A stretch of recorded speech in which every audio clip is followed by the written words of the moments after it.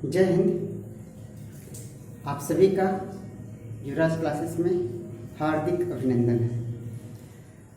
आज के हम लोग इस भाग में मध्यकालीन भारत का 8वां अध्याय अथवा 8वां भाग जो है डिस्कस करेंगे। और इस 8वें भाग में हम लोग जो है वह सल्तनत काल के गुलाम वंश के शासक बलबन अर्थात गयासुद्दीन बलबन के बारे में डिस्कस करेंगे, जो बहुत ही महत्वपूर्ण यह शासक होता है, सुल्तान होता है, जिससे बहुत सारे प्रश्न जो है परीक्षा के दृष्टिकोण से पूछे जाते हैं। तो बिना देर करते हुए शुरू करते हैं। बलबन के प्रारंभिक जीवन पर फोकस डालते हैं। देखिए, पहली बात, बलबन का जो शासन काल था वह जो है 1265 से लेकर 1287 तक था। ठीक है। अगर जो इसके जन्म की बात करते हैं तो इसका जन्म जो है 1216 ईस्वी में मध्य एशिया में होता है। मध्य एशिया इस वजह से कह रहे हैं क्योंकि इसका पर्टिकुलर जो है स्थान जो है फिक्स नहीं इतिहासकारों के अनुसार बताया गया है, इस वजह से मध्य एशिया ही वर्णन है। ठीक है ना। अब बात करते हैं, मृत्यु जो है 1287 में ही इसकी हो जाती है और यही मृत्यु जो है इसके शासन का अंत होता है। ठीक है ना। बात करते हैं, दिल्ली में ही इसकी मृत्यु होती है। इसके पिता की बात करते हैं तो यह नसीरुद्दीन बुखरा था, जो एक उच्च सरदार था। इसके पिता का नाम नसीरुद्दीन बुखरा खान था और नसीरुद्दीन बुखरा खान का यह क्या था, लड़का था। नसीरुद्दीन बुखरा का जो है उच्च सरदार था। ठीक है ना। बच्चे की बात करते हैं तो मोहम्मद खान इसका एक बच्चा होता है, यानी लड़का है मोहम्मद खान, जो आगे चलकर जो है मंगोलों से युद्ध में मारा जाता है। ठीक है ना। वो बाद में बातें हम करेंगे। और अगर जो वंश की बात करते हैं तो बलबनी वंश बताया जाता है। ठीक है। बलबनी वंश बताया जाता है, लेकिन आगे चलकर एक जो है पुस्तक होता है, ठीक है ना, एक आप नाम सुने होंगे शहनामा, ठीक है ना, जो फिरदौसी की रचना है, उसमें जो है कुछ और भी इसके वंश बताए गए हैं।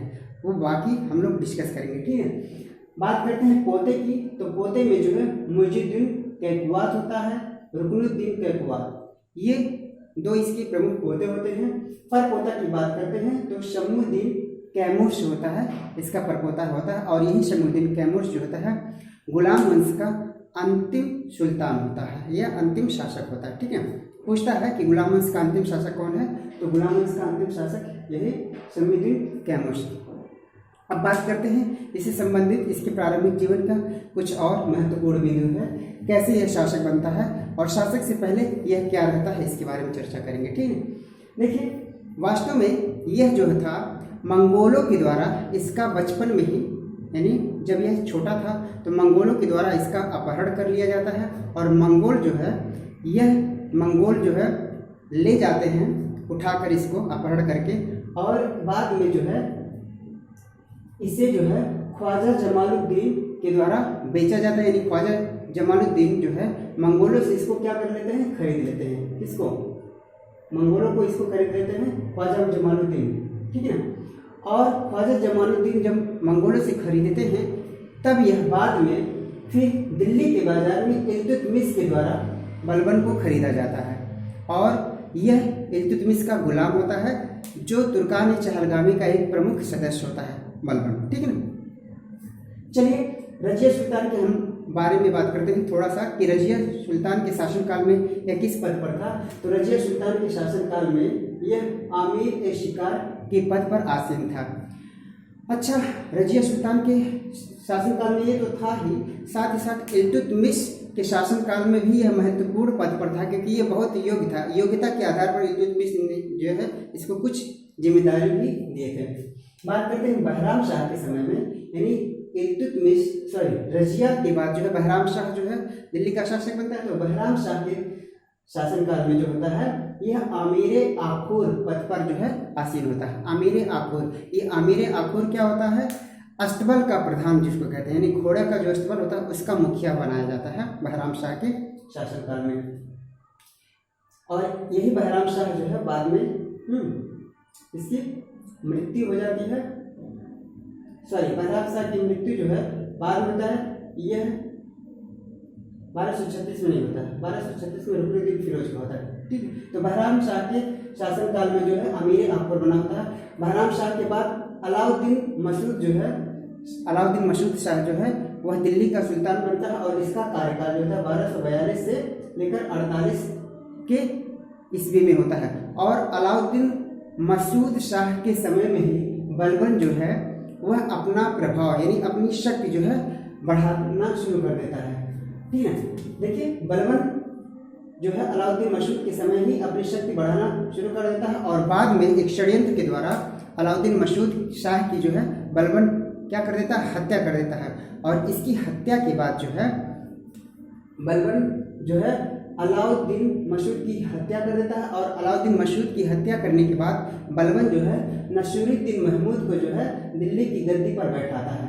नसीरुद्दीन महमूद, ये वही नसीरुद्दीन महमूद है जिसने बलबन ने जो है इसी से अपनी लड़की का क्या करता है, विवाह करता है। यानी नसीरुद्दीन महमूद जो होता है वह बलबन का क्या होता है, दामाद भी होता है। ठीक ना। अब जब नसीरुद्दीन महमूद जो है दिल्ली की गद्दी पर बैठता है तो काफ़ी नियंत्रण जो है बलबन का दिल्ली की सत्ता पर हो जाता है और धीरे धीरे अपना प्रभाव और ज़्यादा फैलाता है।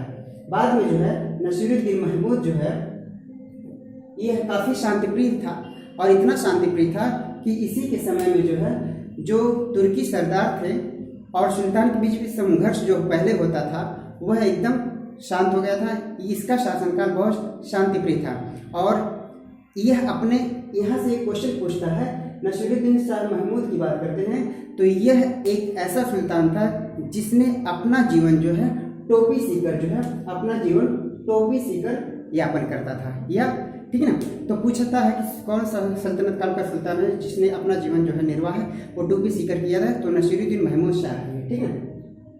और नसीरुद्दीन महमूद शाह जो ही बाद में चल के बलबन को अपना सत्ता सौंप देता है और सत्ता सौंपने के बाद बलबन को जो है उलूग खां की उपाधि, बलबन को जो है उलूग खां की उपाधि देता है। जो उपाधियाँ धारण किया है बलबन जो है, एक तो जिले इलाही उपाधि धारण किया है, ये स्वयं से किया था।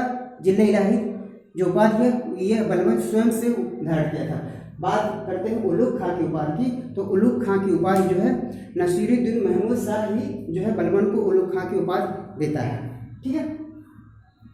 तो 1265 ईस्वी में जब बलबन जो है सत्ता नसीरुद्दीन शाह से ले लेता है या नसीरुद्दीन महमूद शाह जो है इसको सौंप देता है दिल्ली की बागडोर, तो 1265 में जो है यह गयासुद्दीन बलबन के नाम से दिल्ली की सत्ता पर बैठता है। एक पुस्तक है रेहला जो इब्न बतूता के द्वारा लिखा गया है। तो इस पुस्तक के अनुसार जो है, रेहला के अनुसार जो है नसीरुद्दीन महमूद शाह की हत्या जो है बलबन ही करता है और बलबन जब नसीरुद्दीन शाह की हत्या करता है तो वह जो है हत्या करने के बाद दिल्ली की सत्ता पर बैठता है। ये रेहला पुस्तक के अनुसार है। ठीक है। शाहनामा के अनुसार जो है, शाहनामा के अनुसार बलबन का जो वंश बताया गया है वह अफरासियाब वंश है। यानी शाहनामा फिरदौसी की रचना है। अभी यहाँ पे बताया गया है बलबन जो है कौन से वंश का था, बलबनी वंश का था। आगे यह बलबनी वंश का जो है स्थापना भी करता है। ठीक ना। बलबनी वंश की स्थापना भी करता है बलबन ही। ठीक है। तो यहाँ से बलबनी वंश से यह पता लग जाता है कि यह बलबन जो है बलबनी वंश का था जो स्थापना किया था। और शाहनामा के अनुसार जो फिरदौसी की रचना है इसके अनुसार बलबन जो है अफरासियाब वंश का है। ठीक है। चलिए ये बात करते हैं, ये बलबन से संबंधित कुछ प्रमुख बिंदु थे जो प्रारंभिक जीवन के थे। तो 1265 में बलबन गयासुद्दीन बलबन के नाम से दिल्ली की गद्दी पर बैठता है और दिल्ली की गद्दी पर बैठते ही जो है यह कई प्रकार के नियम जो है चलाना शुरू कर देता है। जैसे यहाँ पर शासन व्यवस्था में सुधार के लिए क्या करता है, पहले तो इल्तुतमिश के द्वारा जो तुर्कान चहलगामी और इक्ता प्रथा शुरुआत हुई थी उसका क्या करता है, खात्मा करता है और शासन का मुख्य आधार जो है कुरान के नियमों को मानता है। यानी कुरान के नियमों के आधार पर यह शासन व्यवस्था करता है यानी चलाता है। ठीक है। बहुत कट्टर जो है क्या था, मुसलमान था जो कुरान का बहुत समर्थक था। ठीक है। विद्रोही के दबाने के लिए यानी शासन व्यवस्था में सुधार लाने के लिए विद्रोहियों को दबाने के लिए एक नीति अपनाया था, लौह और रक्त की नीति अपनाया था। अर्थात इससे क्या होता था कि विद्रोही डर के मारे जो है सुल्तान के विरुद्ध कोई षड्यंत्र न रखे, तो विरोधियों के प्रति यह काफी क्रूर प्रवृत्ति अपनाता था। ठीक है, चलिए ये हुआ इक्ता प्रथा का अंत किया था, चरगामी का अंत किया था, साथ ही साथ जजिया कर यह पुनः लागू किया था। मोहम्मद बिन कासिम के समय में जो है भारत में पहला जजिया कर लगाया गया था। उसके बाद जो है फिर बलबन पुनः जजिया कर लगाता है। अपने दरबार में जो है दरबार में जो है यह सिजदा और पैबोस प्रथा का प्रारंभ करता है। सिजदा और पैबोस प्रथा एक जो है ईरानी प्रथा है, जिसके अंतर्गत ईरानी यानी सुल्तान को शासक के सामने जो है लोगों को क्या करना होता है, सिजदा का मतलब जो है लेट कर जो है दंडवत जो है अभिवादन करना होता था, और जो है पैबोस होता है सुल्तान के चरणों को यानी कदमों को चूमना होता है। ये सिजदा प्रथा के अंतर्गत है। ठीक है, ईरानी एक त्यौहार है नौरोज प्रथा। नौरोज प्रथा का भी यह क्या किया था, प्रारंभ किया था। ठीक है, यह कट्टर जो है फारसी का समर्थक था, यानी फारसी संप्रदाय का यह बहुत ज्यादा समर्थक था।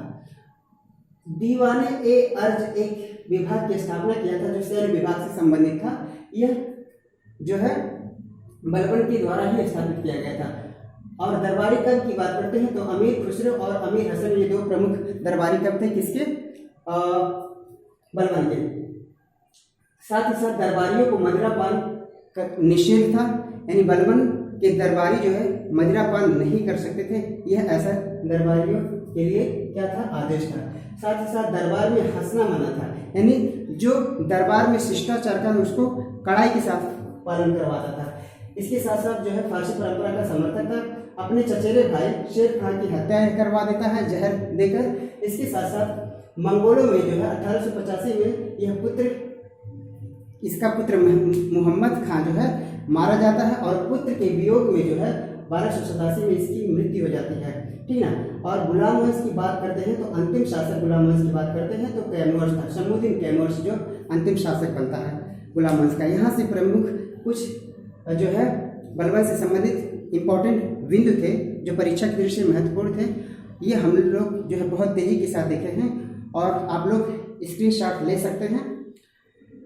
तो ये आज का बलबन का टॉपिक था। उम्मीद करते हैं यह वीडियो आपको काफ़ी अच्छा लगा होगा और परीक्षा की दृष्टि से आपके लिए काफ़ी सहायक होगा। तो आज के लिए बस इतना ही। जय हिंद, जय भारत, धन्यवाद।